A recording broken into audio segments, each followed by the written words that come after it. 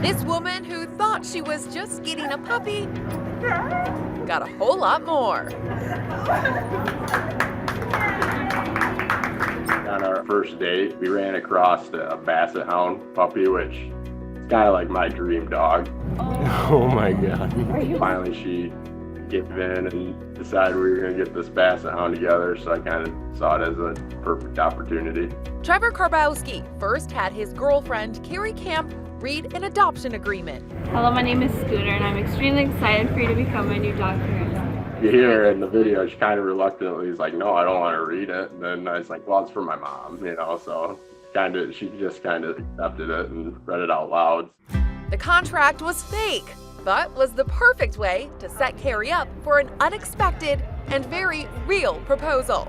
On the puppy's collar was a special message. It seemed like a good transition from reading the contract to seeing the dog tag. That's when Trevor dropped to one knee. His name tag. I just see